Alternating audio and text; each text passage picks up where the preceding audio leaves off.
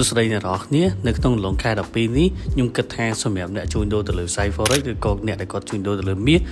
អាចនឹងមានផលពិបាកនៅក្នុងការចូល trade ដោយសារនៅក្នុងលងពេលខែ12នេះគឺវាត្រូវជាមួយនឹងបុណ្យ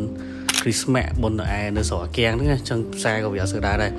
និយាយម៉ាត់ទៅមានអ្នក trade ច្រើនផ្សារហ្នឹងវាដើរច្រើនតែដល់ពេលមិនសូវមានអ្នក trade ផ្សារហ្នឹងវាក៏ស្កាត់ទៅតាមនោះដែរអញ្ចឹងមានន័យថាអ្នក trade នៅប៉ែកខាងអឺរ៉ុបគឺគេសម្រាប់ច្រើនគេអត់សូវ trade អញ្ចឹងផ្សារក៏អត់សូវមានអីលេងច្រើនដែរក៏ប៉ុន្តែមួយរយៈហ្នឹងខ្ញុំក៏អត់សូវបាន trade ពាក់ព័ន្ធជាមួយនឹង forex ដឹកដល់ដែរខ្ញុំ trade ជាមួយខាង crypto ហើយមួយរយៈដែលខ្ញុំ trade crypto នេះក៏វាមិនបានច្រើនច្រើនទេតែគ្រាន់តែថាខ្ញុំខ្លីៗអញ្ចឹងខ្ញុំកាត់តែខ្លីៗហ្នឹងគឺខ្ញុំចូលប្រើរយៈពេលយូរគួរសមដែរបានន័យថាខ្ញុំកាត់ផលចំណេញខ្លីតែរយៈពេលដែលខ្ញុំហូបវាយូរព្រោះទៅសារ crypto មួយរយៈនេះសម្រាប់ខ្ញុំមើលទៅឃើញថាអត់សូវអង្គគឺខ្លាំងដែរគ្រាន់តែខ្ញុំចូលពេលយប់អញ្ចឹងព្រឹកឡើងខ្ញុំកាត់អញ្ចឹងណាអញ្ចឹងមួយរយៈនេះខ្ញុំរៀង get in touch ជាមួយនឹង crypto ហើយក៏នឹងមានអី